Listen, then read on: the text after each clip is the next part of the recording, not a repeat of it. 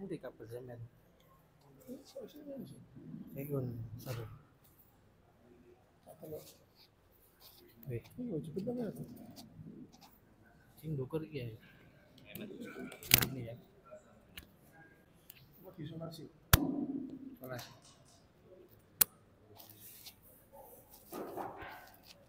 Karet mana karet? Karet. Isolasi ini. Oh, isolasi. Sip ya. Sama dulu nih besok. Iya. Kaki anu sewot ya. Loh, bulat.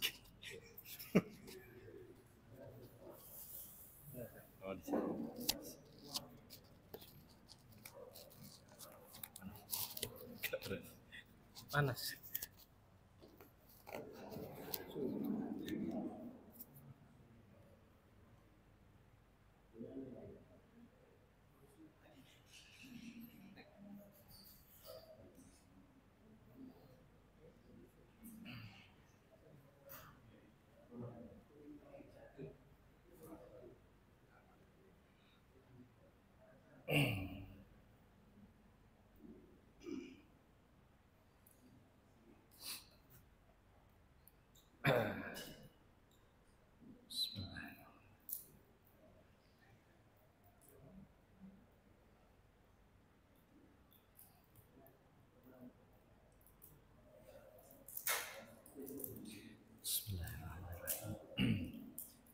Assalamualaikum warahmatullahi wabarakatuh.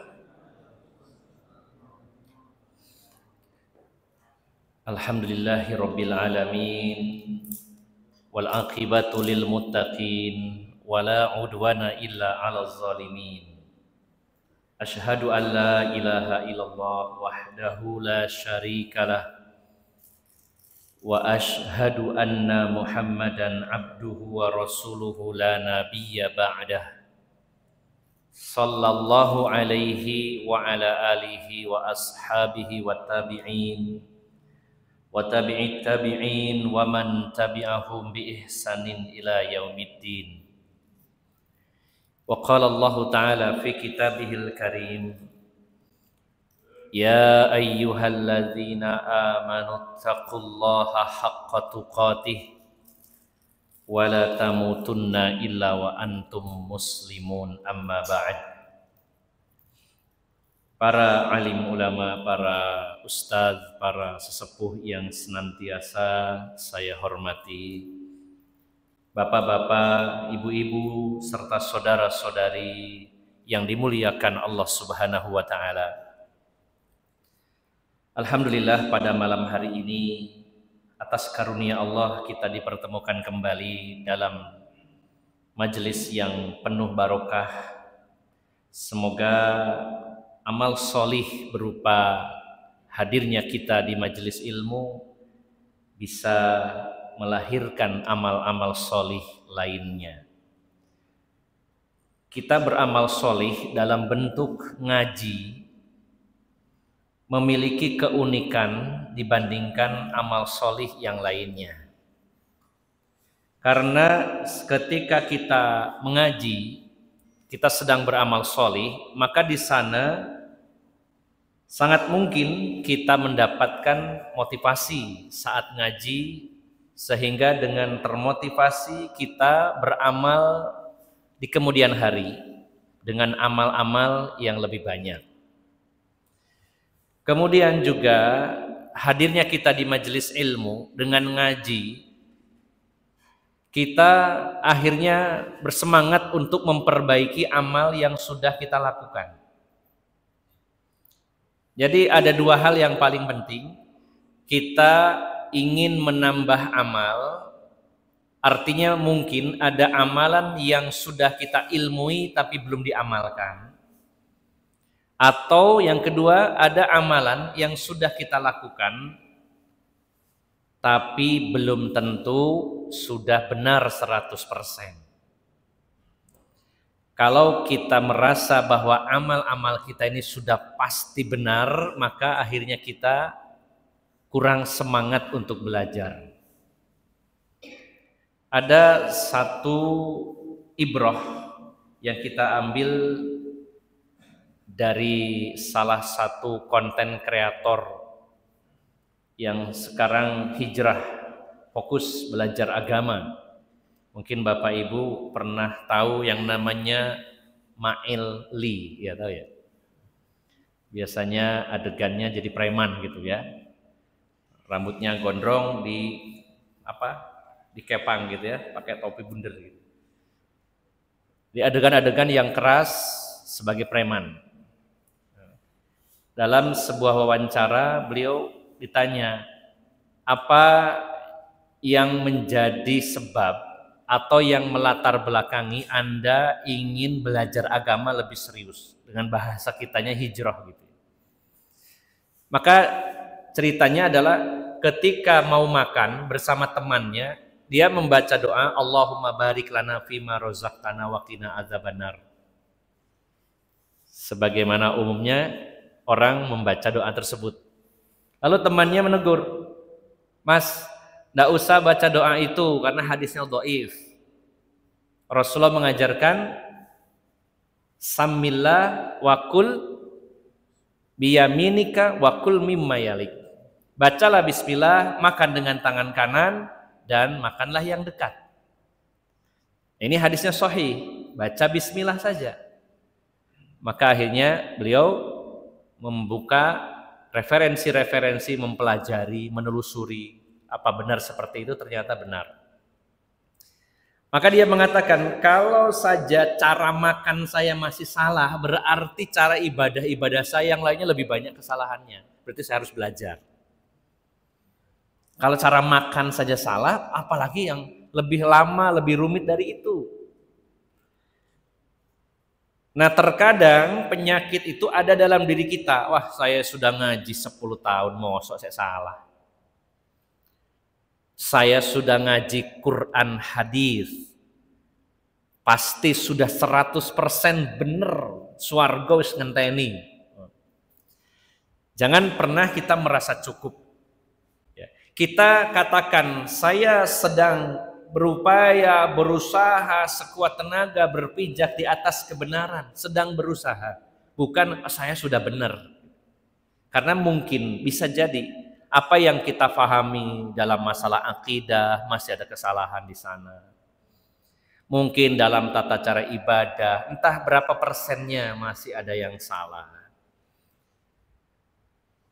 Mungkin dalam bab muamalah kita masih melakukan sesuatu yang haram dan kita masih belum tahu ilmunya, ternyata termasuk riba misalkan. Nah, termasuk dalam bab adab, dalam bab akhlak. Karena pada faktanya banyak yang sudah berilmu tapi tidak menerapkan ilmunya dalam bab adab. Saya katakan bukan tidak tahu, tapi menerapkannya. Karena kalau tidak tahu bagaimana dia akan beradab. Nah, ini salah satu poin yang akan kita bahas pada malam hari ini. Kajian yang saya beri judul Adab di atas ilmu dalam tanda tanya. Ya, kalau Bapak Ibu melihat flyer yang disebarkan Masjid Mujahidin, di situ ada tanda tanyanya.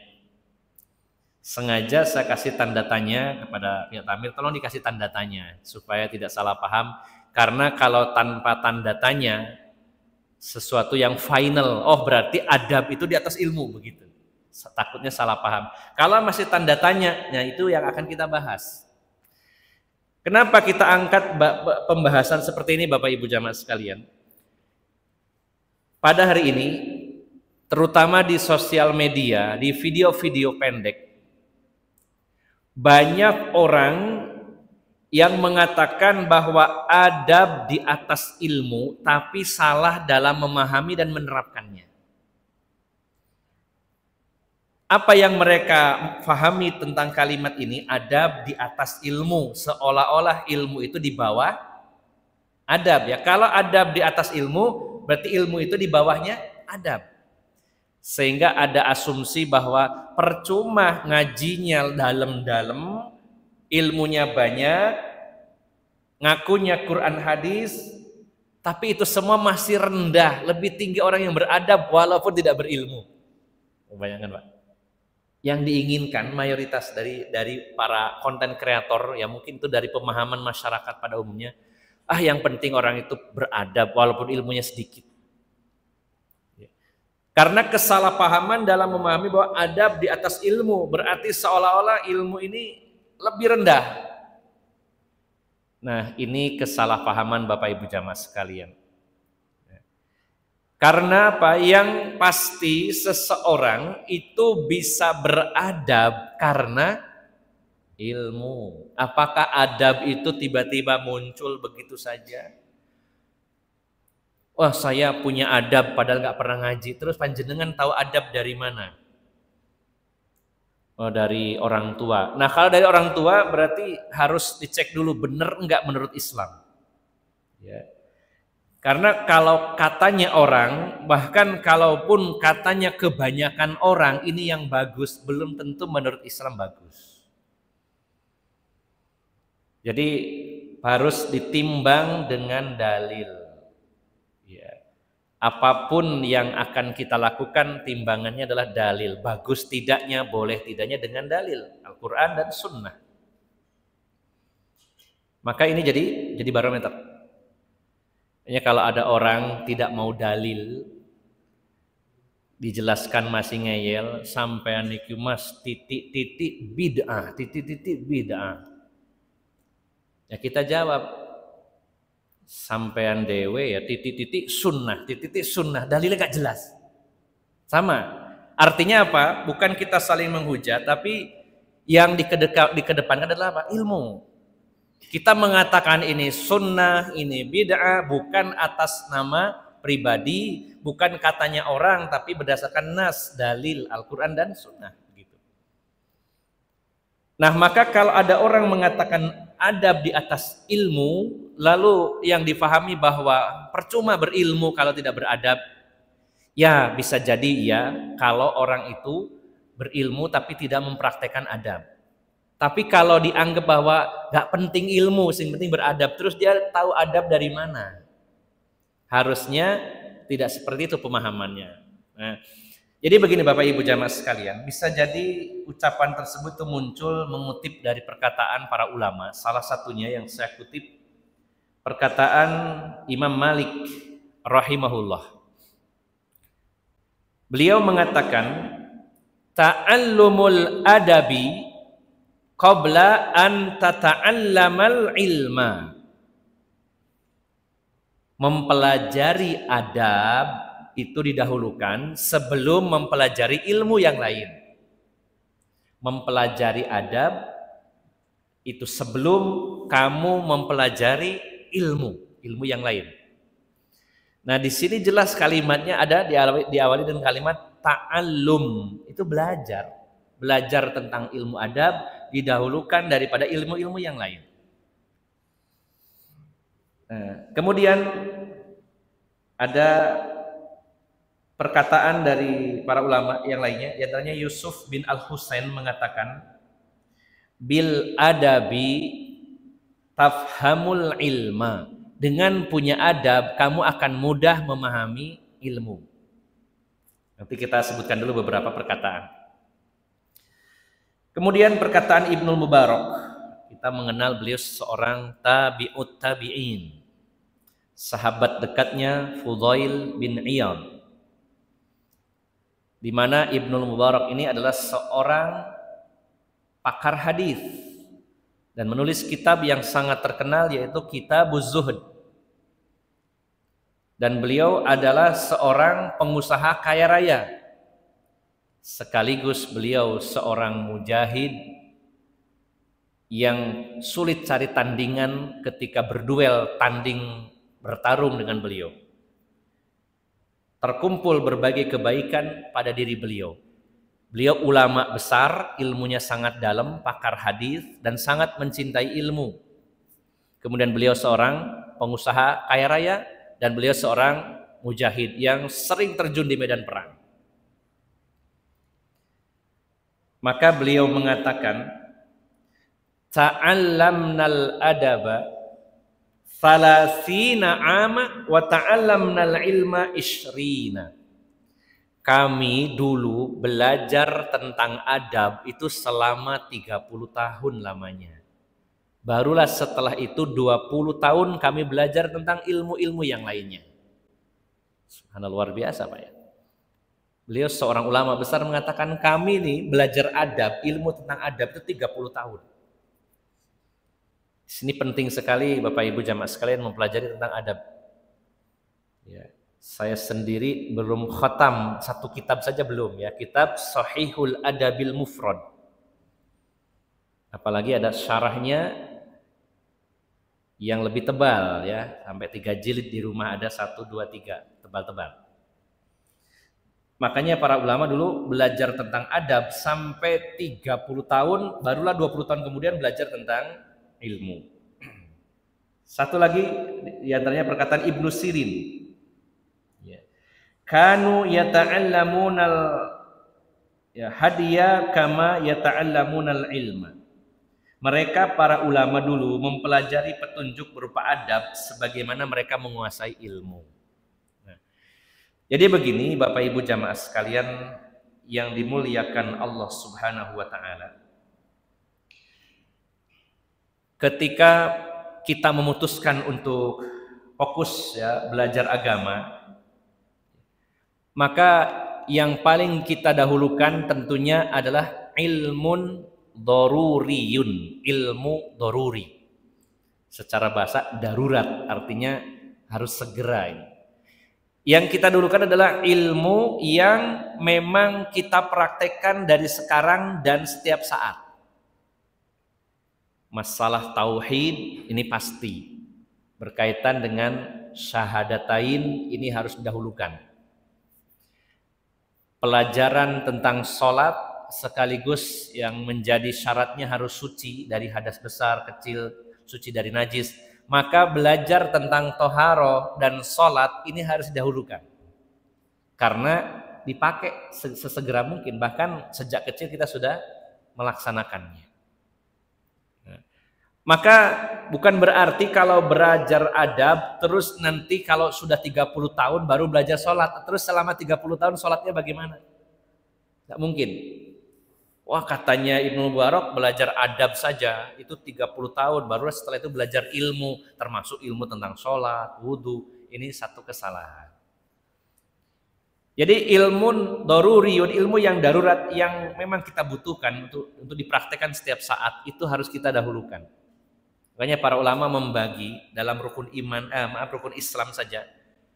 Maka mempelajari tauhid, syahadatain dengan sholat ini termasuk ilmu yang darurat. Sedangkan termasuk puasa ya. Jadi syahadat, sholat, puasa. Sedangkan zakat, seandainya orang belum mau bayar zakat dalam arti belum kaya, belum mampu, dia tidak punya ilmunya, pada dasarnya tidak masalah. Tetapi lebih baik dipelajari, barangkali dalam waktu dekat kaya. Tapi sebenarnya beda dengan sholat, puasa, tentang syahadat ini memang setiap orang harus. Sama juga dengan ilmu manasik haji, kita belum membayangkan entah kapan ya saya ibadah haji, daftar saja belum. Memang tidak disangka mungkin bisa jadi tiba-tiba tahun depan berangkat bisa. Tapi pada dasarnya ketika seseorang itu belum berangkat ibadah haji atau belum punya gambaran saya kapan berangkat, pada asalnya ilmu tentang haji itu tidak darurat. Beda dengan tauhid, sholat, puasa yang memang kita butuhkan. Nah jadi para ulama tentunya mendahulukan ilmu daruriyun, ilmu yang darurat ini. Karena ini dipakai tiap hari, masalah tauhid, sholat, puasa, dan lain-lain. Nah maka ketika mereka ingin memutuskan saya nanti ingin mengambil spesialisasi fokus mempelajari tafsir. Oh saya ingin di bidang hadis, saya ingin di bidang fikih misalkan ya. Saya ingin fokus di bab tazkiyatun nafas dan lain-lainnya. Maka sebelum memfokuskan diri tentang itu mereka dahulukan ilmu tentang adab supaya nanti menyerap ilmu-ilmu tadi itu mudah setelah punya adab. Itu maksudnya. Jadi bukan berarti kalau adab di atas ilmu berarti orang yang berilmu itu rendah dan orang yang beradab dianggap tidak masalah walaupun tidak punya ilmu. Maka pertanyaan dari mana dia dapat ilmu tentang adab itu. Tapi intinya adalah kalau kita sudah mempelajari ilmu-ilmu yang darurat, yang urgent, yang penting dipraktekkan tiap hari, setelah itu pelajari adab. Kemudian barulah kita mau memfokuskan di bab apa, di bidang apa, supaya mendapatkan barokahnya ilmu dan mudah masuk ilmu ke dalam hati kita. Nah, ini maksud yang diinginkan dari kalimat ta'allumul adabi qabla an tata'allamal ilma. Belajar tentang adab itu lebih dahulu daripada belajar tentang ilmu. Nah, ilmu yang tadi sudah saya jelaskan. Kemudian Bapak Ibu jamaah sekalian yang dimuliakan Allah Subhanahu wa taala, saya ingin mengulang kembali, kemarin secara sekilas sudah saya kaji bersama bapak-bapak di Mushola Al Anwar ya di Kenanten. Ini saya singgung sedikit tentang itu karena ada kaitannya dengan masalah adab. Nah, khususnya berkaitan tentang polemik ya yang terjadi antara para santri atau alumnus pondok pesantren yang berpolemik bermasalah dengan salah satu TV nasional. Ya sama Trans7 lah gitu, saya sebut nama. Sudah tahu semua soalnya. Sudah tahu ini beritanya apa sudah selesai atau masih ramai. Saya juga belum update. Nah. Maka Bapak Ibu jamaah sekalian yang dimuliakan Allah Subhanahu wa taala, melalui majelis ini pada dasarnya saya ingin menyampaikan nasihat kepada dua kubu ya. Kepada dua kubu. Karena pada hari ini mungkin orang terpecah menjadi beberapa kubu. Ada yang pro santri, kiai dan pondok pesantren tertentu ya, tidak semua pondok pesantren. Ada yang pro ke TV ya. Kalau kita lihat netizen itu, ada yang pro kepada yang demo, ada yang pro kepada yang didemo, ya kah? Bahasanya gitulah.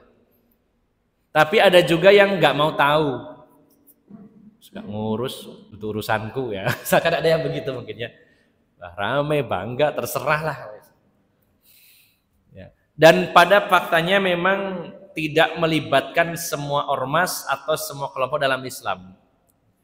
Sehingga yang demo pun sempat mempertanyakan kok gak melo, sampai ya dia pondok tapi kok gak melo.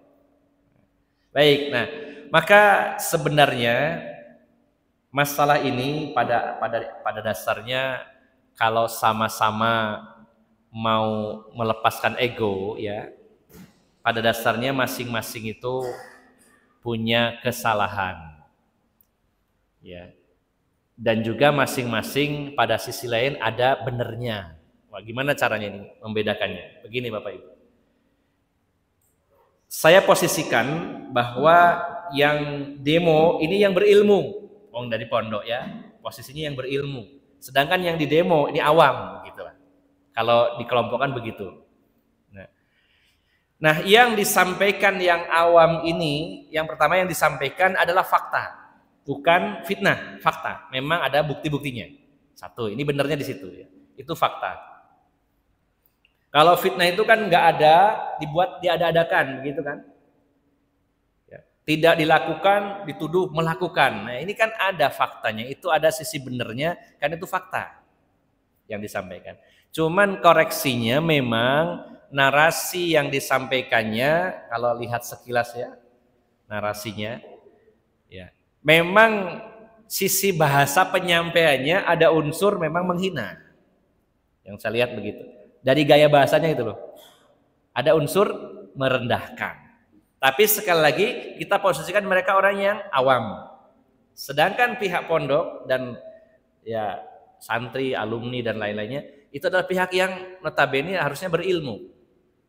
Nah, maka di sisi yang demo, sisi kesalahannya adalah kenapa ketika ada orang awam yang menyebutkan fakta-fakta kemudian dilawan dengan emosi. Harusnya dengan ilmu juga dijelaskan kenapa begini. Kan enak disiarkan langsung di TV, wong sing duwe TV ya.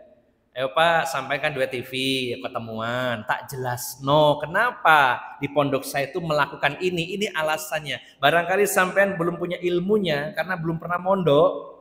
Saya yang sudah mondok tak jelas no. Gitu. Nah, harusnya begitu. Pinginnya begitu, pinginnya. Kayak barangkali mendengar ini nasihat dari saudara sama muslim. Panjenengan yang punya pondok, yang mantan pondok atau masih mondok, itu orang-orang yang berilmu, beda dengan yang awam. Mereka yang nggak pernah tahu tentang pondok, jelaskan. Nah, sisi salahnya apa? Bukan jelaskan tapi ngancam digorok. Nah, itu kan tambah rumit. Apalagi merambat semua yang berbau trans, banyak yang di demo. Untungnya bukan Indosiar, saya nggak tahu, khawatir kalau Indosiar nanti Indomaret di demo, Superindo di demo dan lain-lainnya. Nah, ini kan semakin melebar gitu. Kita posisikan yang demo yang mengerti ilmu karena pondokan, yang ini awam. Nah, jelaskan sebagaimana idealnya orang-orang berilmu ketika berhadapan dengan orang awam ya harus dirangkul, dijelaskan. Ini loh maksudnya Mas. Nah, ini ada sebuah nasihat saja, bukan saya menghujat, saya nasihati saudara-saudara saya. Nah, namun sisi yang harus kita cermati juga adalah berkaitan dengan masalah adab. Kalau tanda kutip, adab yang ada di pondok pesantren ini kita harus rinci, harus kita pisahkan, tidak dipukul rata semuanya salah begitu, enggak. Harus kita rinci. Oh, ini memang ada dasarnya, yang ini tidak ada. Nah, ini namanya kita timbang dengan ilmu, dengan dalil baliknya. Kita jangan ikut-ikutan rencana pondok koyok ngono salah kabeh lah. Ini pertanggungjawabannya harus ada. Salah kabeh itu dasarnya apa? Kalau benar kabeh itu apa? Harus ada penjelasan. Terlebih Bapak Ibu jamaah sekalian, pada hari ini memang kita prihatin ya dengan banyaknya murid, santri yang kurang beradab, bahkan tidak beradab kepada gurunya. Fenomena yang lain di situ ada. Jadi memang kesenangannya setan adalah membuat Bani Adam itu meremehkan atau gulu berlebih-lebihan. Gimana caranya supaya orang itu meremehkan atau yang lainnya berlebih-lebihan? Setan nggak suka yang di tengah-tengah. Tengah-tengah dalam arti lurus dengan ilmu.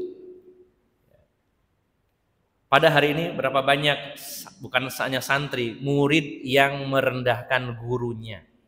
Rokokan di depan gurunya, dihukum, ditempeleng, lapor polisi. Akhirnya gurunya apa? Males negur babano. Setawuran masih bocor jarno yang kok daripada di penjara. Banyak murid-murid yang sekarang ini tidak tahu adab. Mungkin Abah Takim sebagai guru tahu, tapi murid beliau mungkin beradab semua, saya juga tahu ya. Tapi banyak di tayangan-tayangan itu ya, di depan guru nggak ada adabnya sama sekali, direndahkan, ya Allah. Dan juga keilmuan tentang adab ini, saya tidak membahas tentang adab kepada orang tua, adab kepada tetangga, tapi kepada antara murid dengan guru. Karena pada faktanya banyak orang yang meremehkan bab adab ini kepada para ulama, kepada guru-guru. Banyak yang meremehkan, mungkin tidak tahu ilmunya atau sudah tahu tapi tidak mempraktekannya. Sedangkan di sisi lain ada yang berlebih-lebihan. Ya, nanti akan kita bahas, disebut meremehkan itu dari mana ukurannya, berlebih-lebihan dari mana. Kita mengatakan ini pendek dan ini panjang, pasti ada standarnya. Ya, karena kalau standarnya pribadi, menurut saya ini tuh pendek, tapi menurut jenengan belum tentu pendek, panjang itu beda. Makanya ada standar baku di sini. Termasuk enak nggak enak ini standarnya relatif, harus ada standarnya.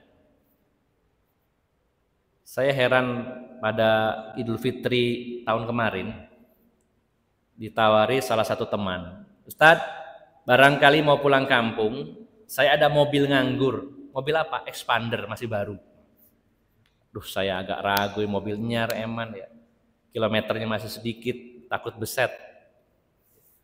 Baik, saya pinjem. Nah, setelah saya naiki ya lumayan nyaman, enak, namanya Expander, masih baru lagi Pak. enak nang tol ya, buan terus. Ketika di jalan telepon sama yang punya, sampean nggak digawe opo expander iki. Kalau Ustadz saya itu ya ke Jawa Tengah gawe expander iku loro kabeh awakku. Kok wegel, makanya saya kita ganti ya Innova terbaru yang hibrid itu ya. Nah, itulah ukuran ya. Kata saya, wah nyaman ya kira expander iki. Masih baru lagi tahunnya, baru setahun. Tapi bagi orang lain loro kabeh awake. Nah, kan beda standarnya. Harus ada standar baku. Nah, kita mengatakan ini kurang beradab, ini berlebih-lebihan. Kan di situ ada standarnya. Kita timbang dengan dalil. Disinilah pentingnya ilmu supaya kita tidak cepat menyimpulkan wiki wongnya nggak oleh, ini boleh. Maka standarnya adalah ilmu. Kita perhatikan beberapa hadis Nabi SAW. Beliau ketika menyampaikan bab tentang adab kepada guru yang saya dapati, wallahu alam ya ini, tapi yang saya dapati dari beberapa sumber, termasuk saya mengajar kitab syarah Sahihil Adabil Mufrad tentang adab karya Imam Bukhari. Saya perhatikan adab-adab itu mayoritas secara global, yang disampaikan Rasul itu tidak detail harus begini, harus begitu, lebih global, tapi dipraktekkan oleh para sahabat, oleh para tabi'in, oleh tabi'ut tabi'in dan juga para ulama yang mempraktekkan. Kalau Rasulullah memberikan gambaran global. Contohnya Rasulullah SAW di dalam hadis Bukhari, beliau bersabda, ya, beliau mengatakan, min ijlalillahi ta'ala, yaitu ikramal syaibatal muslim. Di antara cara memuliakan Allah, ya, cara memuliakan Allah, min ikramillah atau min ijlalillah, min ikramillahi ta'ala. Di antara cara memuliakan Allah, caranya bagaimana? Yaitu ikramas syaibatal muslim, dengan cara menghormati seorang muslim yang sudah beruban. Kalau ada muslim yang sudah beruban, itu kita hormati, sama dengan menghormati Allah. Jadi yang punya uban jangan sedih, dapat tempat. Bangga, alhamdulillah aku tuwek berarti ya dihormati. Nah, Rasulullah menyebutnya menghormati. Siapa lagi yang dihormati? Siapa yang ingin memuliakan Allah, muliakan seorang muslim yang beruban. Kemudian yang kedua, wa ikrama hamilil Quran, menghormati para hamilul Quran. Siapa hamilul Quran? Para hafiz, orang-orang yang hafal Quran, kita hormati. Orang-orang yang bagus bacaan Qurannya, ilmu Qurannya dalam, belajar tafsir, apalagi mengamalkan Al-Quran. Ini punya tempat yang tinggi, punya hak, harus dihormati, dimuliakan. Jenengan punya anak ahli Quran, bangga dunia akhirat. Punya mantu ahli Quran, bangga dunia akhirat. Dimuliakan oleh Rasulullah SAW. Nah, yang ketiga, kata Rasulullah itu yang dimuliakan. Kalau ingin memuliakan Allah, yaitu dengan memuliakan ikrama sultanil muqsid, menghormati sultan, pemimpin, penguasa yang adil. Yang adil ya, kalau yang zalim tetap mendengar taat, tapi yang disebutkan dihormati di situ yang muqsid, yang adil. Nah, ini contoh pelajaran adab yang poin nomor 2 tadi Rasulullah mengatakan memuliakan hamilul Quran. Ini adalah bagian dari ulama. Hamilul Quran adalah al-ulama, orang-orang yang berilmu, terutama ilmu tentang Al-Quran. Disebutkan secara global, muliakan begitu saja. Dalam hadis yang lain disebutkan laisa minna, bukan termasuk golongan kami. Di sini maksudnya bukan kafir ya, tapi maksudnya laisa bi ahli kamilina. Dalam satu penjelasan, bukan termasuk orang yang sempurna. maksudnya sempurna imannya, ada kekurangan dari imannya. Jadi bukan kata laisa minna, bukan termasuk golongan kami. Kami di sini muslim, berarti kalau bukan muslim ya berarti kafir. Nah, bisa dicek dulu belakangnya bunyinya seperti apa dulu. Karena dalam hadis itu Rasulullah mengatakan laisa minna man lam yujilli al-kabi atau kabirina. Kabirona. Siapa yang tidak memuliakan yang tua itu bukan golongan kami. Ya. Wayarham sogirona, yang tidak menyayangi yang muda, bukan golongan kami. Nah, yang ketiga, yang bukan golongan kami kata Rasulullah itu lam ya'rif ya li ulama ina haqqah, yang tidak mengetahui hak-hak para ulama kita. Nah, ini sifatnya global, hak-hak ulama yang harus dipenuhi bagaimana? Jadi banyak hadis-hadis senada yang mengajarkan adab kepada ulama, kepada orang berilmu, disebutkan Rasulullah secara global. Nah, lalu bagaimana contoh-contoh prakteknya para sahabat Nabi Shallallahu Alaihi Wasallam? Ini kemarin sudah saya singgung sedikit di Masjid Mushola Al-Anwar. Saya ulang sekali lagi. Dalam hadis riwayat Bukhari dari Abu Sa'id Al-Khudri, ya, yang menjadi saksi adalah Abu Sa'id Al-Khudri meriwayatkan hadis ini. Tercantum dalam Sahih Bukhari. Kata Abu Sa'id Al-Khudri, kunna julusun fil masjid. Saat kami sedang duduk-duduk bersama Rasulullah, bersama para sahabat. Jadi kami di sini para sahabat. Di saat kami sedang duduk-duduk di masjid, id kharaja Rasulullah sallallahu alaihi wasallam fajalasa ilaina. Tiba-tiba datanglah Rasulullah sallallahu alaihi wasallam lalu duduk di hadapan kami.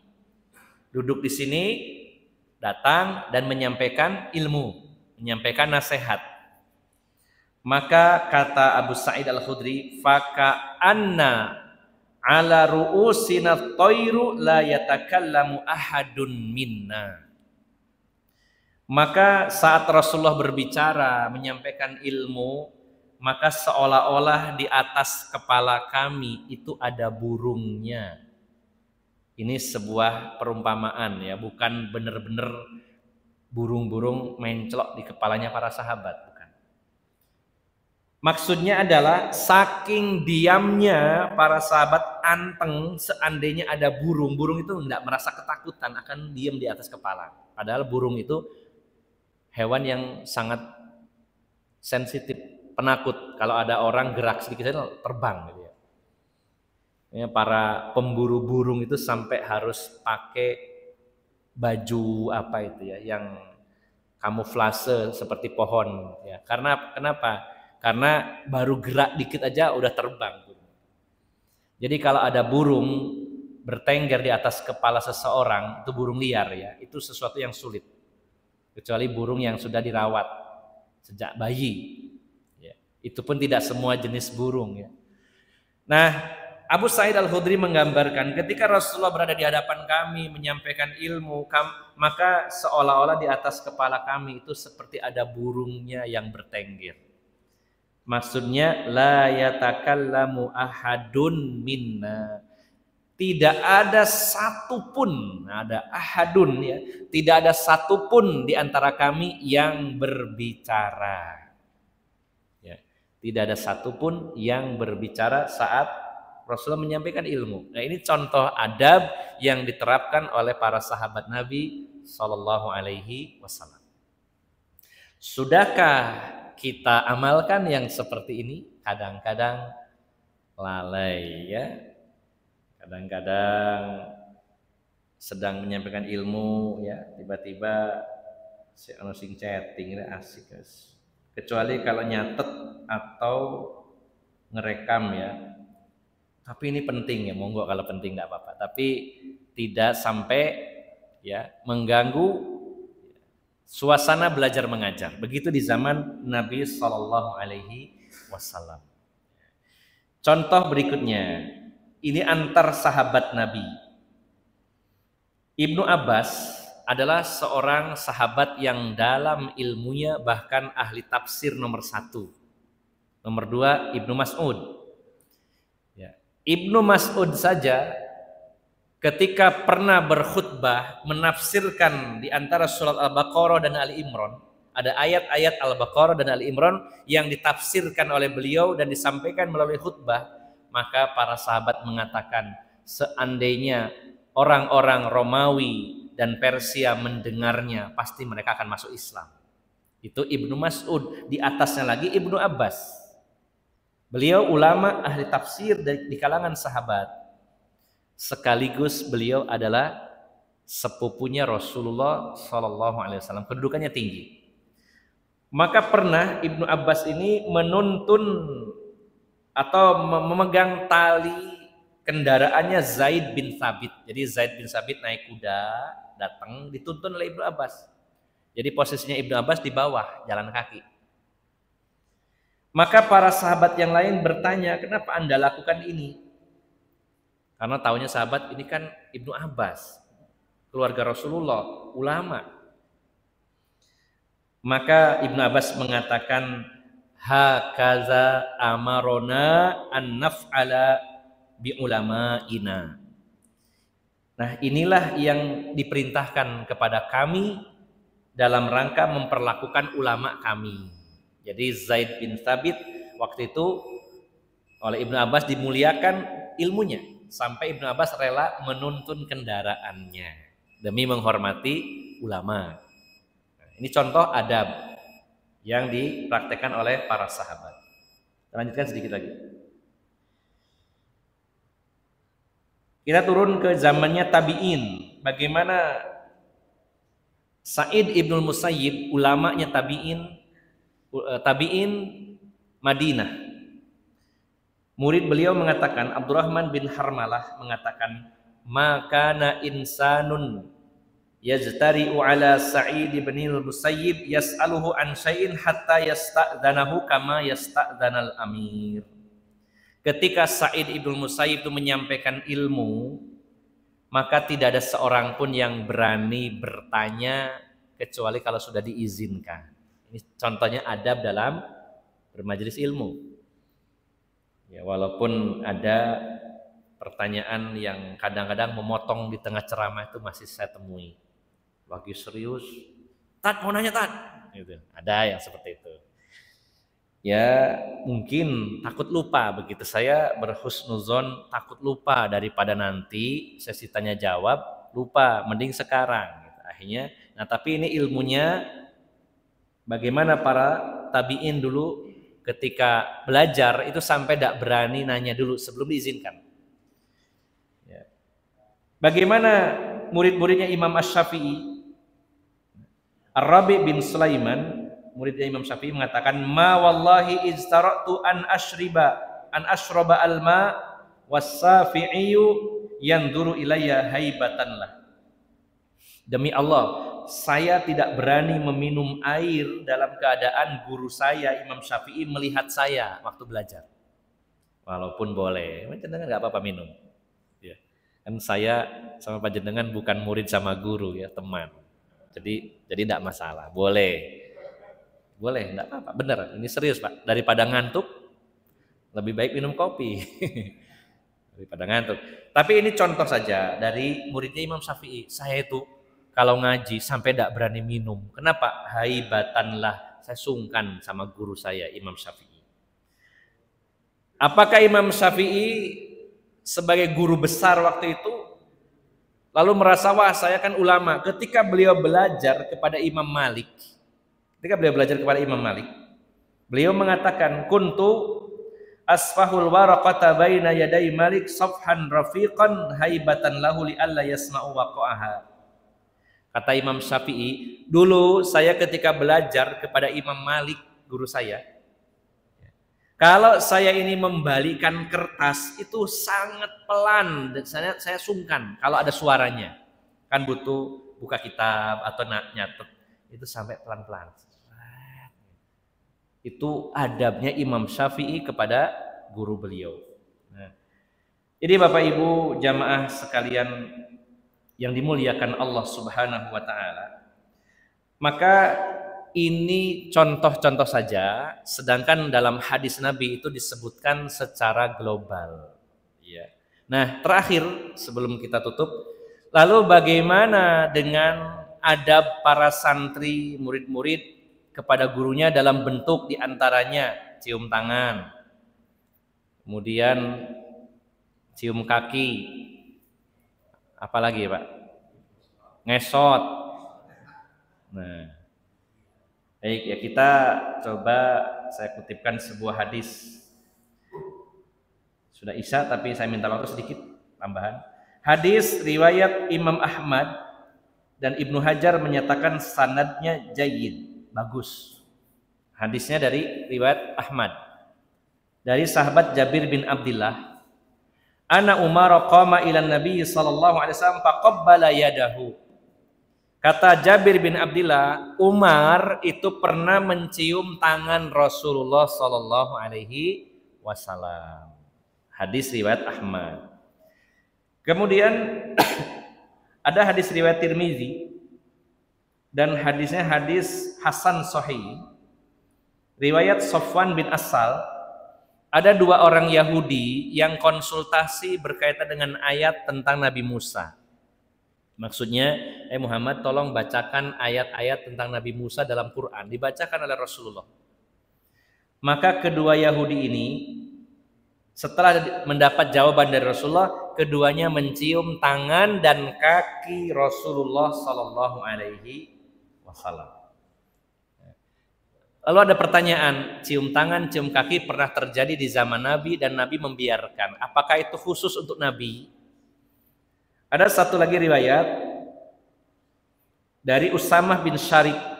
Beliau mengatakan, Kumna ilan Nabi sallallahu alaihi wasallam. Oh, ini sama dengan tadi. Ada hadis yang lain dari Amr bin Abi Ammar. Pernah Zaid bin Thabit mengatakan kepada Ibnu Abbas, kebalikan yang tadi.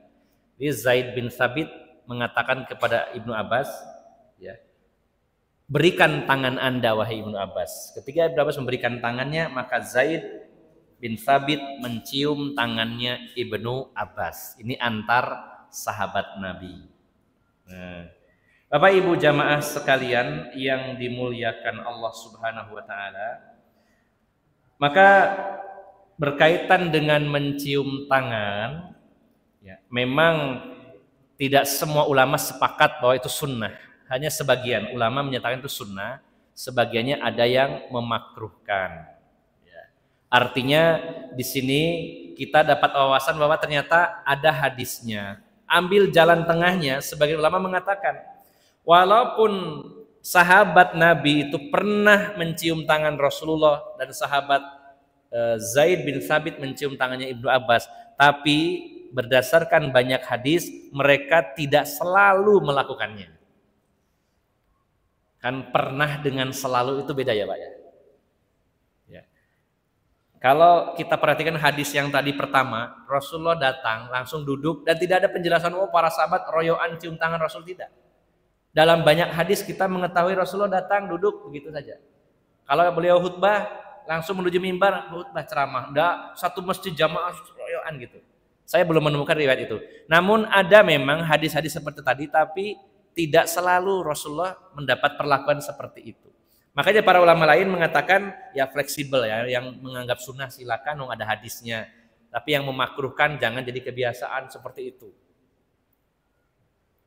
Jadi amannya kalau memang tidak ya tidak masalah, tidak dicium tangannya. Tapi kalau ada yang cium tangan bisa jadi berdasarkan hadis ini.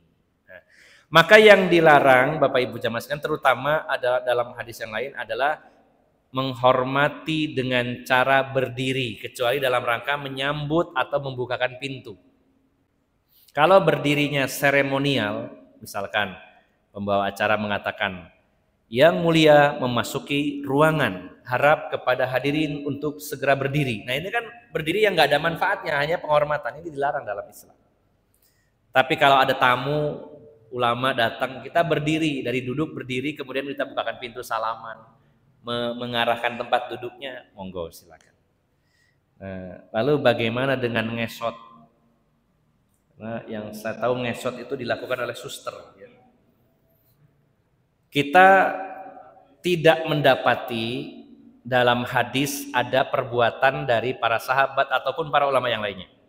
Saya belum tahu 100% apakah itu memang adat Jawa atau hanya sebagian dari kerajaan ya. Informasinya juga masih simpang siur. Yang pasti kalau dicari dalam hadis Nabi saya belum pernah menemukan. Barangkali ada yang tahu silakan. Ya. Namun secara sepintas ya beritanya adalah itu biasa dilakukan oleh rakyat atau mungkin pegawai di kerajaan ya, dan itu pun tidak di semua keraton ya, terutama di Keraton Mataram memang ada adat seperti itu, maju ngesot, mau pergi juga nggak boleh membelakangi, mundur ngesot ya. Ini setiap orang punya penilaian, tapi mayoritas orang memberi penilaian bahwa ini seperti perbudakan gitu ya. Saya tidak bisa mengatakan oh ini memang haram gitu. Kita butuh dalil untuk itu. Tapi sepintas itu adalah budaya yang biasa diterapkan di keraton-keraton. Ya. Dan sepintas juga kalau kita perhatikan di situ benar-benar ya ada ketimpangan yang sangat ekstrim ya antara yang dihormati sama yang menghormati, ekstrim sekali gitu.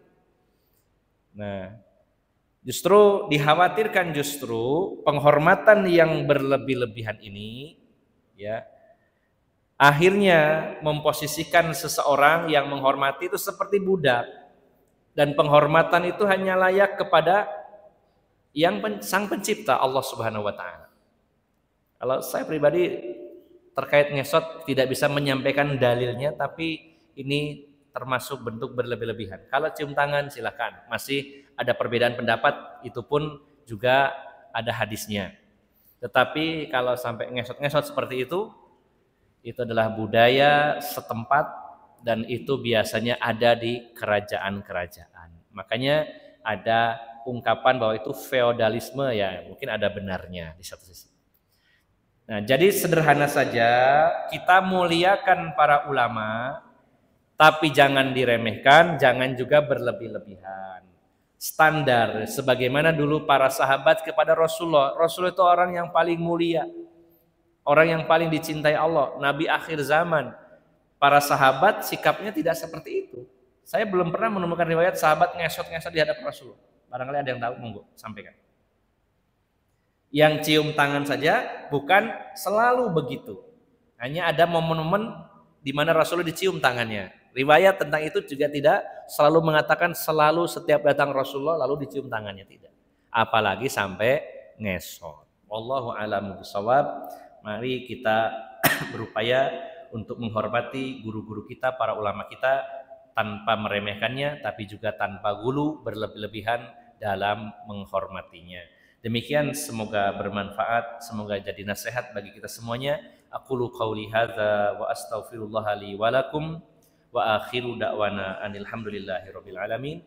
Subhanakallahumma wa bihamdika asyhadu an la ilaha illa anta astaghfiruka wa atubu ilaik. Wassalamualaikum warahmatullahi wabarakatuh.